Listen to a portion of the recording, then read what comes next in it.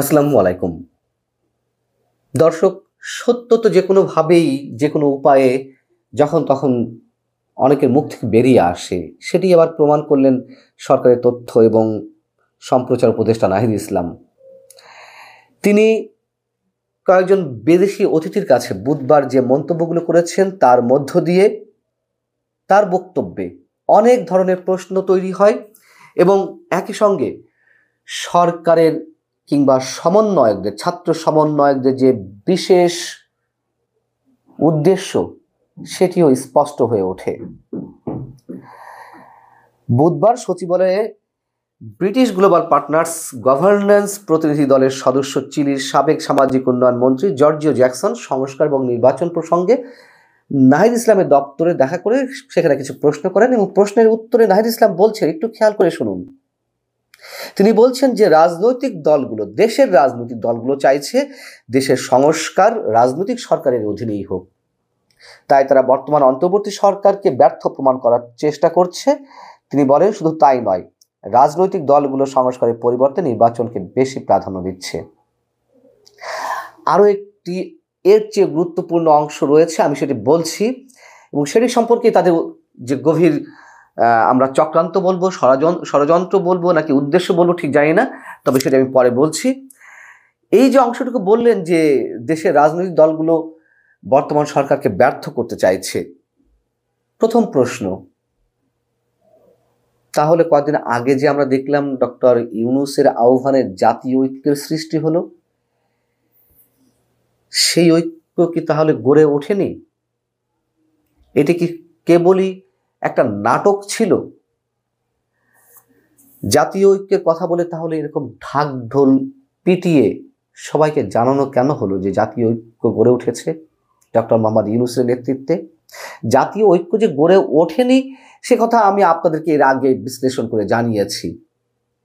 বরঞ্চ ভারতের বিরুদ্ধে যে জাতীয় ঐক্য গড়ার কথা বলা হচ্ছিল তার মধ্য দিয়ে জাতীয় বিভাজনের রেখা স্পষ্ট হয়ে উঠেছে, সেটা আমি ব্যাখ্যা করে আপনাদেরকে বলেছিলাম। যাই হোক, এখন সব উপদেষ্টাদের মুখ থেকে এই কথা বেরিয়ে আসছে যে সরকারকে ব্যর্থ করতে চাইছে। রাজনৈতিক দলগুলো কেন সরকারকে ব্যর্থ করতে চাইবে? রাজনৈতিক দলগুলো তো যথাসম্ভব সরকারকে সহযোগিতা করছে, নির্বাচন নিয়ে এখনো পর্যন্ত কোনো রূপরেখা দেয়নি, তারপরেও তারা সময় দিতে চাইছে এবং প্রত্যেকেই বলছে যে বর্তমান সরকার ব্যর্থ হলে তো যা থেকে বড় ধরনের খেসারত দিতে হবে, সেখানে এই সরকারকে কেন তারা ব্যর্থ করতে চাইবে? এইবার আসল অংশে আসি। ছাত্রদের নেতৃত্বে একটি নতুন দল গঠন হতে যাচ্ছে, সেটি শুরু থেকেই অনেকেরই একটা ধারণা ছিল। সেই ধারণাকে সবাই সমন্বয়কদের, ছাত্র সমন্বয়কদের পক্ষ থেকে সবসময় অ্যাভয়েড করা হয়েছে। জনগণ চাইলে হবে, জনগণ চাওয়া, জনগণের আকাঙ্ক্ষা, এগুলো একেবারে বায়বীয় কথা। জনগণের আকাঙ্ক্ষা, জনগণের প্রত্যাশা, এগুলো পরিমাপের একমাত্র ব্যারোমিটার হচ্ছে নির্বাচন, এর বাইরে তো আর কিছু নেই। কিন্তু এই জনমতকে সবাই ব্যবহার করে শব্দগুলোকে। যাই হোক, এখন তিনি চিলির সাবেক যে মন্ত্রী তার দপ্তরে গিয়েছিল, তার সামনেই তার আর এক প্রশ্নের উত্তরে তিনি বলছেন, গণ অভ্যুত্থানের পর নতুন রাজনৈতিক দল গঠিত হবে, জনগণের মধ্যে এমন প্রত্যাশা তৈরি হয়েছে। সে দল যদি সফল হয় তবে বর্তমান রাজনৈতিক দলগুলো একটি চ্যালেঞ্জের মধ্যে পড়ে যাবে, আর সে কারণেই নাকি রাজনৈতিক দলগুলো দ্রুত নির্বাচন চাইছে। কি অদ্ভুত কথা! যে শিশুটি ভূমিষ্ঠই হলো না, সেই শিশুটি বড় হয়ে ইঞ্জিনিয়ার হবে, ডাক্তার হবে, নাকি অন্য কোনো সেনা কর্মকর্তা হবে, দেশপ্রেমিক হবে, নাকি নেশাগ্রস্ত হবে, এটা কে বলতে পারে? যে রাজনৈতিক দলের এখনো গঠনই হলো না, নামও নির্ধারণ হয়নি, সেই রাজনৈতিক দল যদি সফল হয়, এই সফলতার ভয়ে রাজনৈতিক দলগুলো তারা দ্রুত নির্বাচন চাইছে, এইসব কথা তিনি কোত্থেকে পেলেন? সেই রাজনৈতিক দলের শক্তি কতটা যে তাকে সরকার অন্যান্য রাজনৈতিক দল ভয় পাবে? এবং মানুষের মধ্যে প্রত্যাশা তৈরি হয়েছে, নতুন রাজনৈতিক বন্দোবস্তের কথা বলা হচ্ছে গণ অভ্যুত্থানের পর থেকে। এর আগে তো আমরা এসব শব্দ শুনিনি। এই কথাগুলোর মানে বুঝতে তো আমাদের খুব সমস্যা হওয়ার কথা নয়, যেগুলো প্রথম থেকেই আশঙ্কা করে আসছি, সন্দেহ পোষণ করে আসছি।